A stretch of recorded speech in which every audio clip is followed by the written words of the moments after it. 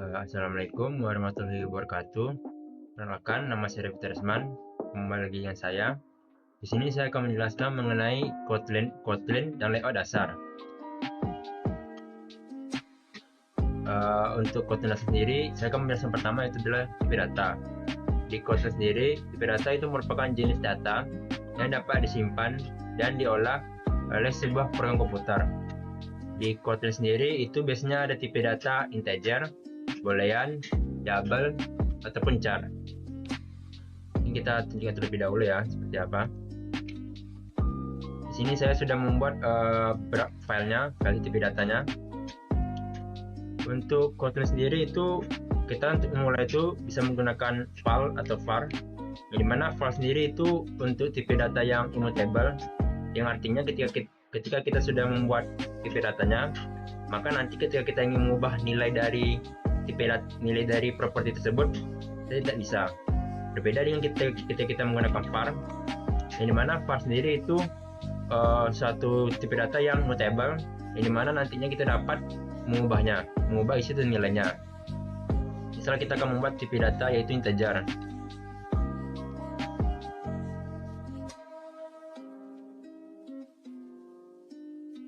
Untuk biasanya sih untuk Kotlin sendiri itu kita tidak perlu mendeklarasikan tipe datanya.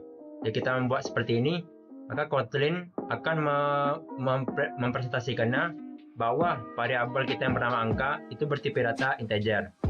Atau jika mau kita bisa mendeklarasikannya sendiri.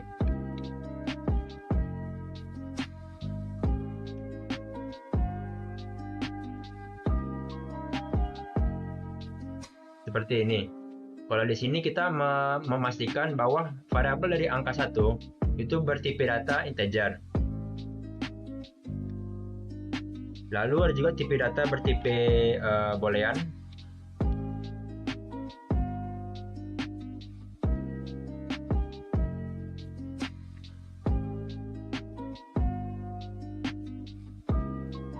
Boolean sendiri itu merupakan tipe data yang hanya memiliki dua nilai, yaitu nilainya itu adalah true dan false.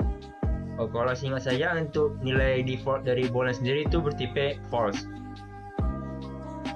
Lalu ada juga tipe data char, yang dimana char sendiri itu merupakan tipe data yang hanya bisa menampung satu huruf.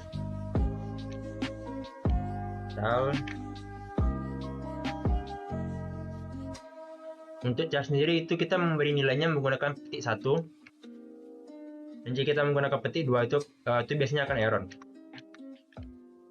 Seperti ini. Ada beberapa tipe data yang sebenarnya sih untuk kita biasanya tidak perlu mendeklarasikan atau menjelaskan tipe data yang kita buat seperti ini.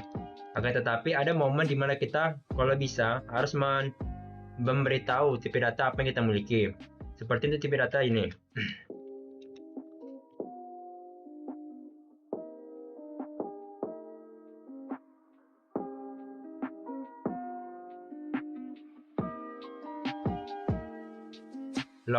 Long sendiri ini kalau tidak salah itu merupakan tipe data yang untuk angka yang lumayan panjang, yang biasanya tuh jumlah angka itu melebihi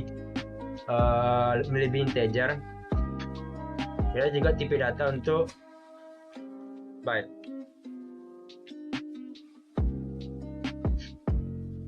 Byte sendiri ini biasa tipe data yang untuk angka yang lumayan sedikit ya, mungkin di bawah integer. Lalu jika teman-teman ingin memprint atau menampilkan hasil dari variabelnya, teman-teman cukup menggunakan perintah printline. Perintah ini merupakan perintah yang digunakan untuk memberikan output di bahasa pemrograman kita. Biasanya ada dua print, ada yang printline dan juga ada yang print biasa. Bedanya adalah printline itu kita akan memberikan suatu enter, sehingga nanti nilai dari print kita ini berada di bawah. Berbeda dengan print yang dimana nilai ini tidak memberikan suatu enter. Misal kita ingin menampilkan nilai dari variabel angka, maka kita hanya perlu memanggil nilai atau variabel dari angka seperti ini. Maka kita jalankan.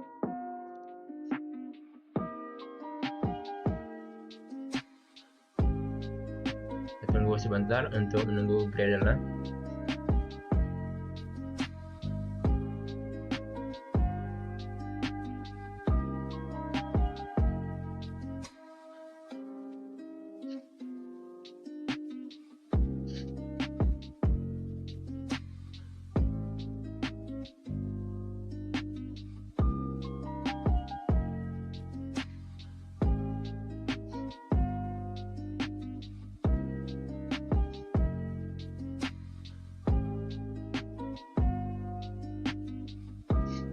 Dan ini akan menyampaikan nilai angka 1. Atau jika kita ingin menambahkan di bagian print, menambahkan sebuah tanda string atau kayak kalimat, kita bisa menggunakan petik 2. Dan jika ingin menggabungkannya, kita menggunakan perintah plus. Atau teman-teman bisa menggunakan seperti ini, menggunakan tanda dolar dan masukkan angkanya. Seperti ini juga bisa.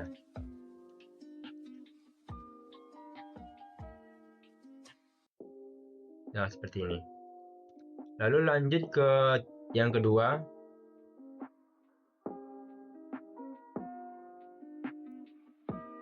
yaitu array. Array sendiri ini termasuk ke dalam struktur data yang digunakan untuk menyimpan beberapa nilai dalam satu variabel. Misal nih, kalau tadi kan kita membuat tipe data, kita hanya bisa memberikan nilai hanya 1. Dengan array, kita bisa memberikan banyak nilai terhadap satu tipe variabel. Di sini saya sudah membuat contoh file seperti ini. Di sini ketika kita ingin mendeklarasikan array, kita memanggil tipe datanya itu array string. Lalu di dalam array di nilainya kita menggunakan array of.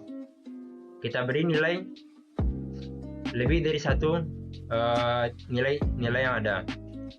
Atau kita juga bisa tanpa menjelaskan secara eksplisit bahwa variabel yang kita miliki itu merupakan array. Kita bisa langsung membuat seperti ini.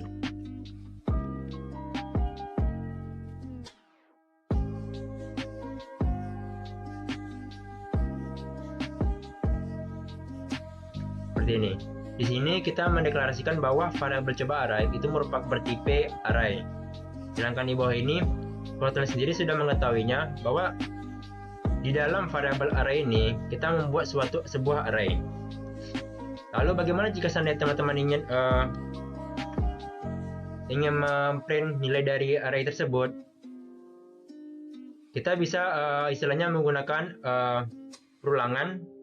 Atau ketika misal nih, ketika teman-teman ingin hanya mengeprint nilai pertama, kita bisa menggunakan perintah seperti ini.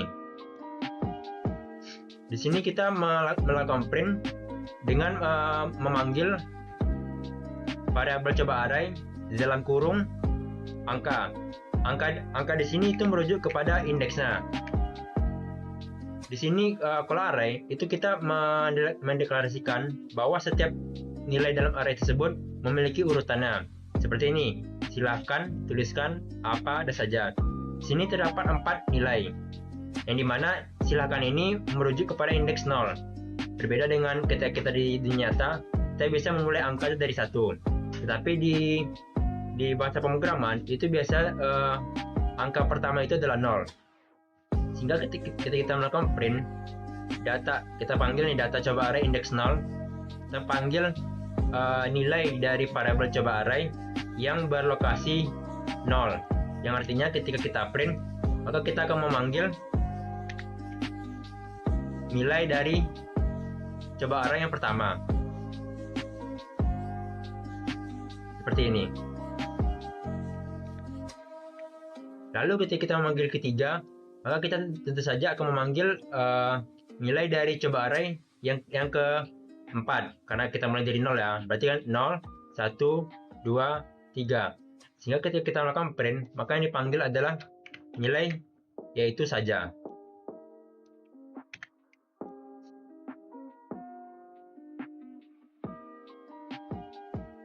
seperti ini.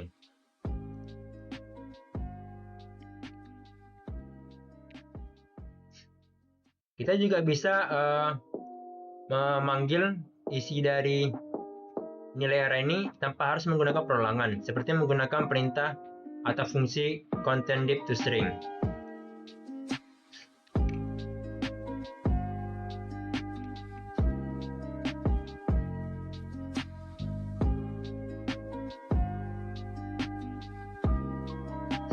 Seperti ini.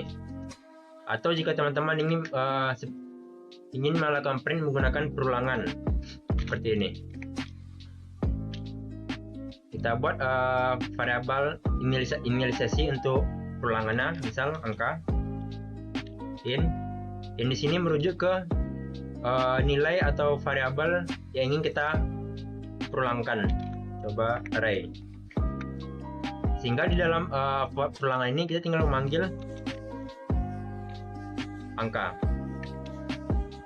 Karena kenapa kita memanggil angka, tidak memanggil variabel coba array? Karena di sini kita sudah menginisialisasikan nilai angka yang berada dalam variabel coba array. Sehingga ketika kita print,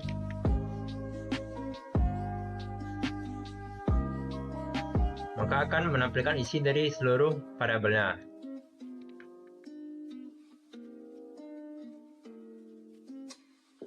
Kita juga, misalnya kita nggak tahu nih berapa ukuran dari variabel array kita. Kita bisa menggunakan atau memanggil perintah yaitu size, di mana perintah ini akan menampilkan panjang dari array kita. Seperti ini, ada 4. Berarti di dalam variabel coba array itu berisi 4 nilai. Oke, lanjut untuk yang ketiga. Lalu yang ketiga itu collection. Mirip seperti array, collection itu merupakan suatu data yang dapat menyimpan beberapa item atau nilai. Oke, tetapi yang membedakan antara collection dengan array itu biasanya terletak pada dinamisnya, yang dimana untuk array sendiri itu bersifat statis, yang dimana ketika kita sudah mendeklarasikan nilai dari sebuah array, kita tidak dapat menambah atau menguranginya, yang dimana berbeda dengan collection. Dengan collection, misalnya kita sudah membuat suatu array atau collection yang berisi 4 nilai. Jika kita ingin menambahkannya, kita bisa menambahkan di dalam collection dengan menggunakan perintah add. Berbeda dengan array, yang dimana kita tidak dapat melakukannya. Di sini saya juga sudah membuat filenya. Ini contoh pertamanya. Untuk membuat collection, kita harus mengetahui dulu apa tipe collection yang kita buat. Seperti saya bilang tadi, terdapat ada 2 istilah. Ada yang mutable dan ada juga yang immutable. Di sini untuk mutable sendiri, kita dapat mengubah-ubahnya. Sehingga untuk memanggil atau membuat collection, berbeda dengan array, kita menggunakan kata array of. Untuk collection sendiri kita menggunakan kata mutable list of untuk tipe mutable. Kita isi dengan nama hi, hello, dan aloha. Misalnya ada 3 nilai. Dan jika kita ingin menambah nilai dari collection sendiri, kita dapat melakukannya dengan mudah. Di sini ada beberapa perintah, yaitu the add, set, dan remove. Di sini jika kita ingin menambahkan satu elemen, kita dapat menggunakan perintah add. Misalnya kita ingin menambahkan nilai halo, sehingga nanti ketika kita print,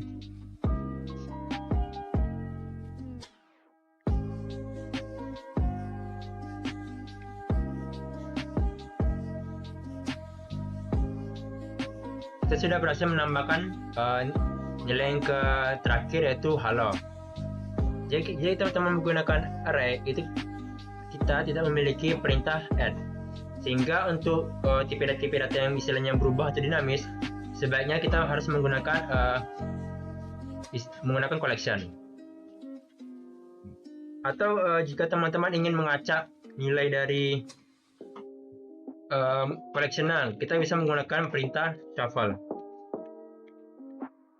Dengan perintah ini, maka isi dari variabel ini akan diacak.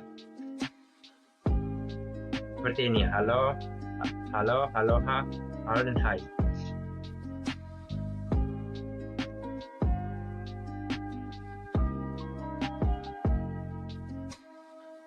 Lalu lanjut yang ke terakhir, yaitu condition.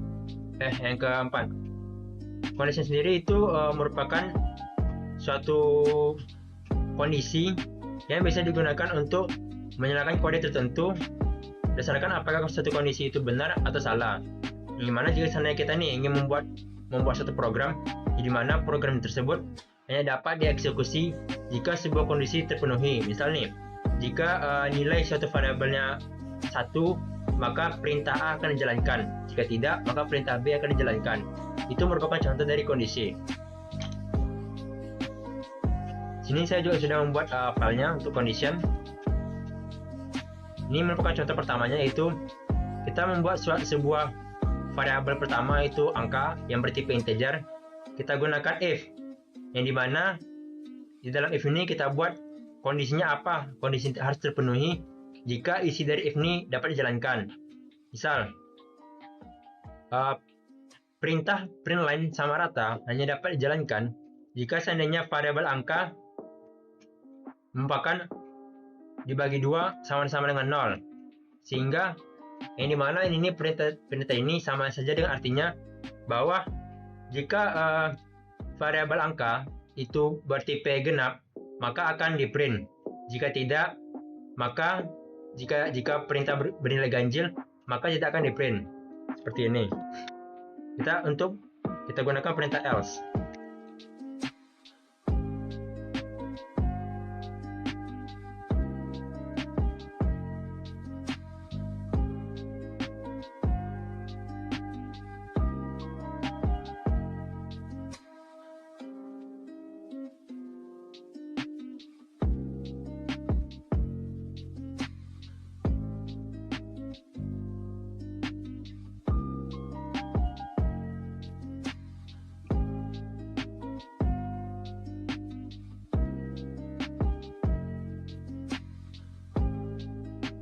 Di sini dapat dilihat bahwa 50 ini merupakan genap, sehingga if pertama inilah yang akan di-printkan. Jika seandainya kita buat angka 50 ini bernilai ganjil, maka dia akan ngeprint bernilai genap, bernilai ganjil. Karena di sini ganjil sendiri, angka 51 sendiri merupakan bilangan ganjil. Di sini teman-teman tidak harus menggunakan perintah sama dengan. Teman-teman juga bisa dapat menggunakan perintah misal lebih dari, kurang dari, atau sama dengan. Misal seperti ini, variabel nilai 1 memiliki nilai dari 3, maka variabel nilai 2 memiliki nilai 5,5. Kondisinya adalah jika nilai 1 lebih kecil dari nilai 2, maka akan melakukan print ini. Ini mana jika teman-teman lihat nilai 1 itu bernilai 3, sedangkan nilai 2 itu bernilai 5,5. Sehingga pastinya perintah inilah yang akan di print. Teman-teman juga dapat menggunakan perintah sama dengan 2, di mana perintah ini lebih mengarah ke sama dengan. Berbeda dengan 1 sama dengan 1, itu biasanya hanya merujuk ke bagian memberi nilai. Sedangkan sama dengan 2, itu merujuk dengan apakah si pernyataan ini sama dengan nilainya merupakan sama dengan senang. Seperti itu. Sedangkan untuk nilai sama dengan 1, itu biasanya lebih merujuk kepada memberi nilai. Seperti pernyataan ini memiliki nilai yaitu string yang berisi senang. Seperti itu.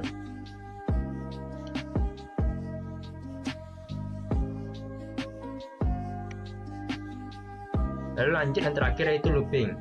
Looping di sini merupakan serangkaian instruksi yang berulang. Biasanya looping ini sangat berguna ketika kita perlu melakukan suatu tugas yang sama atau jumlah item sejumlah tertentu. Misal nih, ketika teman-teman ingin melakukan print perulangan angka 1 sampai 10, teman-teman tidak mungkin membuat print 1 sebanyak sampai 10. Misal print 1, print 2, print 3 sampai seterusnya. Dengan looping kita dapat membuat perintah tersebut menjadi lebih cepat atau sebentar. Seperti biasa saya sudah membuat perintahnya. Misal nih, kita perintah perulangan pertama itu adalah for. Misal di dalam for sendiri itu ada variabel nilai, yang dimana kita menginisialisasikan nilai, yang dimana antara 15 sampai 25. Ini merupakan suatu yang disebut dengan range, seperti ini. Dan kita ingin melakukan perulangan dari 15 hingga 20, yang dimana untuk menunjukkan perulangan tersebut atau range tersebut kita menggunakan perintah titik 2 sampai misalnya dari 15 sampai 20, sehingga nantinya ketika kita melakukan print di dalam perulangan kita akan mengeprint nilai dari 15 sampai 20.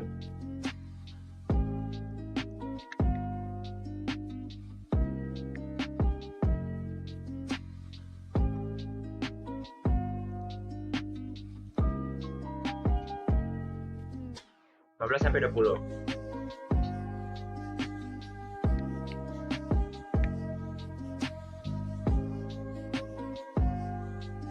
Atau teman-teman juga dapat melakukan perulangan untuk sebuah indeks, misalnya seperti ini menggunakan perintah index. Atau juga teman-teman dapat melakukan print bersamaan dengan nilai dan juga indeksnya menggunakan perintah seperti ini. Yang dimana di dalam for ini kita menginisialisasikan seperti tadi.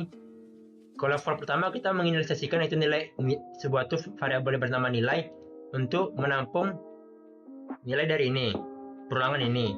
Sedangkan untuk for ini kita membuat dua. Yang pertama ada IDX dan juga nilai. Yang dimana IDX sendiri akan otomatis dianggap sebagai indeks atau urutan dari array tersebut. Sedangkan nilai akan berisi dari isi dari array tersebut. Kemudian kita kombinasikan dengan suatu fungsi yang bernama withIndex, yang dimana nantinya variabel array tersebut akan menampilkan bersama dengan indeksnya, sehingga nantinya untuk indeks sendiri nantinya akan menampilkan indeks dari variabel coba array, dan nilai akan menampilkan isi dari array. Seperti itu. Kemudian lanjut kita akan mencoba untuk layout dasar. Di Kotlin sendiri itu ketika kita membuat sebuah main activity, yang dimana main activity sendiri seperti ini merupakan layout utama atau tempat kita ngoding paling utama yang ada pada Android Studio. Jika seandainya nih kesananya teman-teman udah pernah sebagai web developer, biasa itu HTML atau index HTML sebagai file utamanya, file untuk ngerunningnya. Sedangkan untuk di Android Studio sendiri itu kita menggunakan main activity, yang dimana biasanya nih setiap activity yang terbuat itu otomatis akan membuat sebuah layout activity yang lainnya. Misal untuk main activity ada layout bawahnya, yaitu ini di bagian rest layout yang bernama activity main.xml. Ini merupakan layout utama jika kita ngerunning sebuah file main activity. Di sini sekarang kita akan mencoba untuk mengubah beberapa desain dari layout utama ini. Misal kita ingin menambahkan sebuah button, text view, dan juga suatu inputan. Misal kita akan menambahkan button. Kita bisa untuk di XML sendiri, yaitu kita ada dua mode. Pertama itu kita bisa melakukan coding dengan manual seperti ini, atau kita dapat menggunakan fitur drag and drop di sini. Kita akan mencoba menggunakan fitur drag and drop. Kita cari file kode buttonnya, kita tarik, kita letak di sini. Di sini untuk meskipun di sini di bagian layout sendiri kita dapat melihat bahwa button yang terletak di tengah, namun nantinya ketika kita ngerunning itu biasanya button sendiri akan berada di sini. Karena untuk sekarang ini Android Studio belum mengetahui di posisi manakah pastinya button yang kita miliki. Oleh karena itu, kita harus memberitahu bahwa file button ini, kode button ini berada pada di atas atau di bawah dari layout parent, yang dimana ini yang di bagian pinggir-pinggir ini kita sebut sebagai parent. Terus memberitahunya bahwa kita berada di atas parent seperti ini.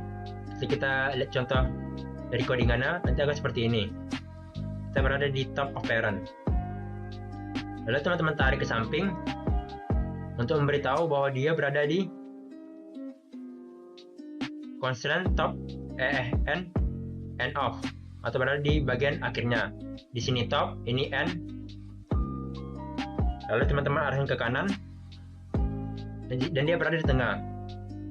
Maka dia akan dianggap sebagai constraint-nya berada di start off. Lalu teman-teman tarik ke bawah. Sehingga button kita secara default sudah berada di tengah. Karena kita sudah memberitahu kepada Android Studio bahwa button kita sudah berada pada bottom of parent, top end parent, start of parent, dan top of parent.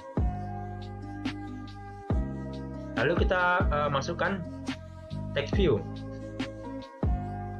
seperti ini. Kita tarik sama seperti tadi. Kita harus memberitahu kepada Android Studio bahwa button kita posisinya berada di atas button, berbeda dengan button ini, bahwa kita berada di atas button. Sedangkan untuk text view sendiri, kita harus memberitahu bahwa kita berada di atas button. Lalu kita buat kalau kita berada di start of parent, lalu di bagian end of parent, lalu di bagian top of parent. Lalu barulah kita tarik ke bawah. Lalu sekarang kita akan mencoba inputannya, memanggil button inputan.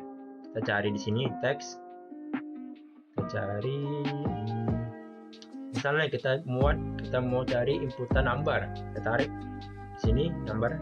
Nah, kalau kita seperti tadi, kita beritahukan bahwa kita berada di start of parent, end of parent, dan top of text view, dan bottom of text view.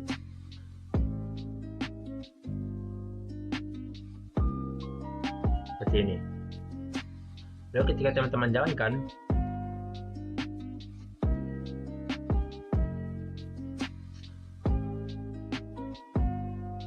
baik, ini sudah muncul teman-teman untuk tampilan utamanya. Sini kita coba ketik.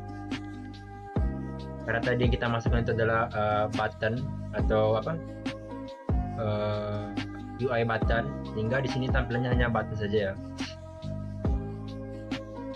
Sini kita memencet apapun, belum terjadi suatu hal apapun, karena di sini kita belum memanggil button-button ini ke dalam kode kita, dan dimana ini hanya baru bersifat UI, sehingga kita perlu memanggil setiap komponen dari ke dalam kode main activity kita. Contoh seperti ini. Kita pergi ke bagian main activity. Di bagian sini, di dalam ini, kita akan memanggil kita akan membuat suatu variabel yang menampung nilai dari text view, inputan number, dan juga button. Cara seperti ini. Pertama kita buat dulu variabelnya. Misal ini kita buat variabel untuk pertama itu button. Kita akan memanggil nama dari kodenya. Karena sini button, maka kita akan memanggil tipe button. Kita akan memanggil bagaimana cara kita memanggil atau menemukan button ini. Kita harus melihat dari ID-nya. Cara kita melihat ID-nya itu kita lihat di bagian activity main. Di bagian kodenya. Di sini kalau teman-teman lihat di bagian button, ini ada namanya ID. Di sini ada nama button. di bagian text view di sini ada ID namanya text view, dan untuk edit text di sini ada namanya edit text number. ID inilah yang akan kita panggil untuk ke dalam kode kita, sehingga karena sini namanya ID-nya button, kita akan menggunakan perintah namanya find view by ID. Perintah ini digunakan untuk memanggil suatu nilai dari UI yang kita, dari hal-hal yang berada di luar main activity kita. Misal di sini kita akan memanggil untuk button. Kita panggil main view find view by ID, diikuti dengan ID-nya. Dan apa nama ID-nya? Di sini kita tadi memanggil nama button. Kita panggil nama button. Lakukan hal yang sama untuk text number dan juga edit text number.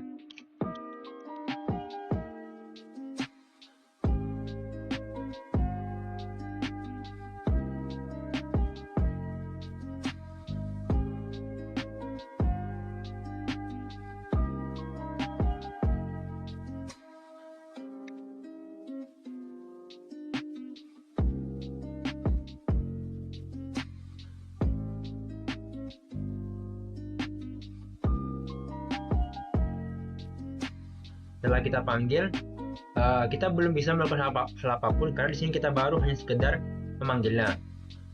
Gimana cara kita akan mencoba untuk membuat, jika seandainya nih kita mengisi nilai dari ini, kita isi 1, ketika kita pencet tombol button, maka nilai 1 ini akan menampil di bagian text view.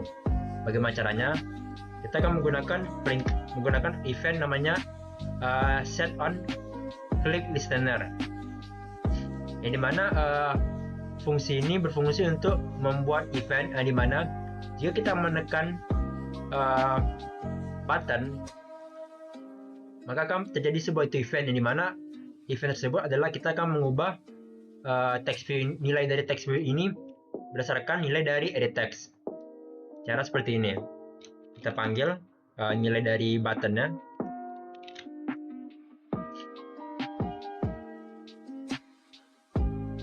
Maaf teman-teman, di sini saya lupa. Kita membuat variabel ini kita buat di dalam method onCreate, bukan di bagian luarnya. Karena method onCreate sendiri ini berfungsi untuk sebagai merupakan method yang dimana nantinya ketika kita memulai suatu activity, maka kita memulai membuatnya, maka method ini pertama akan kita panggil.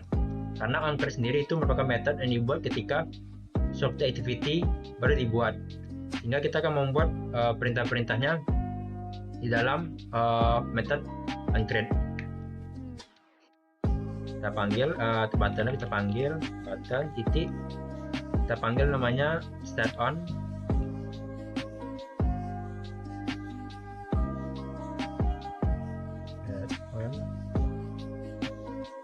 click listener. Di dalam inilah kita akan membuat event yang akan terjadi jika seandainya kita memencet atribut button, di mana kita pencet, kita akan menampung terlebih dahulu nilai dari edit text number. Misal seperti ini, file edit sama dengan edit text titik text titik string, seperti ini. Kenapa kita harus membuat ini terlebih dahulu? Karena bisa dibilang untuk Kotlin sendiri itu bawaannya kita adalah string, sehingga untuk menampilkan suatu nilai kita harus membuatnya secara default ke dalam string. Barulah kita tampilkan isi dari itunya menggunakan text view. Kita panggil text view sama dengan text view text sama dengan edit, seperti ini. Sehingga nantinya ketika kita pencet button, maka kita akan membuat variabel untuk menampung nilai dari ketikan kita. Setelah itu nilai dari ketikan di bagian edit text tersebut akan kita pindahkan atau tampilkan ke dalam text view, sehingga text view sendiri memiliki nilai yang sama dengan nilai atribut atau tipe data dari edit text. Sekarang kita coba ya.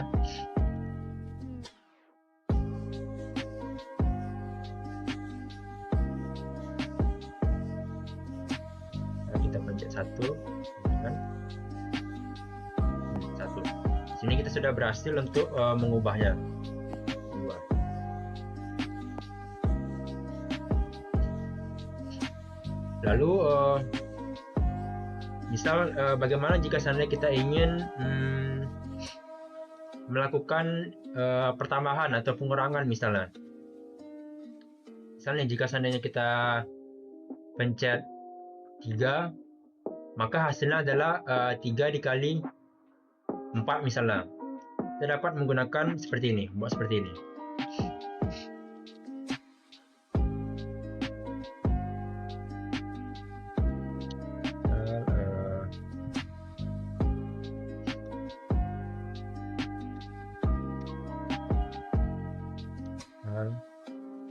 Misalnya kita tampung di dalam nilai namanya mungkin A lah ya. A sama dengan edit in kali dengan 3 misalnya. Kenapa kita gunakan to in? Karena ya bisa dibilang karena tadi dari awal kita membuatnya menjadi to string, kita akan mengubahnya kembali menjadi in. Karena seperti kita tahu, kita hanya dapat melakukan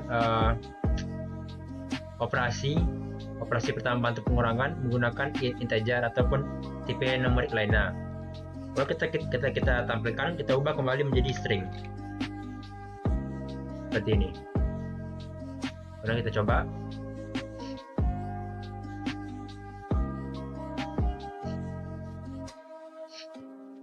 Kita masukkan 3.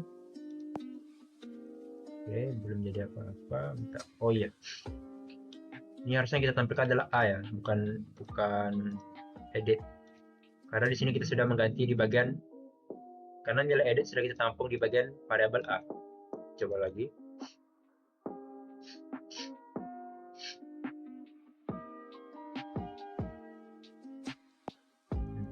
Dapat teman-teman lihat di sini kita masukkan 2, maka hasilnya adalah 6. Karena nilai dari 2 sendiri kita kalikan dengan nilai 3. Sekarang kita coba jika seandainya kita masukkan nilai 0 misalnya. Maka secara otomatis aplikasi kita langsung keluar, karena mungkin bisa dibilang untuk Android sendiri dia tidak dapat memberikan atau mengirim nilai dengan inputan nilai 0, sehingga kita akan menggunakan condition yang kita pelajari tadi untuk membuat hanya button hanya dapat diklik jika seandainya kita sudah mengisi nilainya. Kita edit seperti ini, kita gunakan ulangan E. Kita buat di sini jika seandainya edit tidak kosong, kita gunakan fungsi dari is not empty namanya, is not empty. Maka ini baru kita eksekusi. Dan jika nilai dari input yang kita kosong, kita akan menampilkannya sebagai toss. Kita gunakan di sini this. Toss sendiri itu merupakan alert ya, alert yang dimana akan menampilkan alert di bawah, di bagian bawah dari aplikasi kita. Di sini untuk toss sendiri sini ada beberapa parameter. Pertama ini parameter ada konteks. Konteks ini kita isi dengan this. Di sini merujuk pada objek atau nilai dari objek saat ini.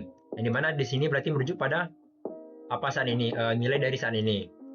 Sedangkan teksnya kita isi seandainya ini, jika seandainya toss ini muncul, teks apa yang ini kita tampilkan. Misal kita buat tampilan teksnya itu isi terlebih dahulu. Lalu untuk parameter yang ketiga, ini adalah toss length sort. Ini merujuk pada berapa lama sih toss tersebut akan tampil di layar kita. Di sini kita bisa ngisi nih beberapa, kita bisa ubah misalnya seperti ada length long, ada juga length sama short. Misalnya kita isi yang long misalnya. Lalu kita coba running kembali.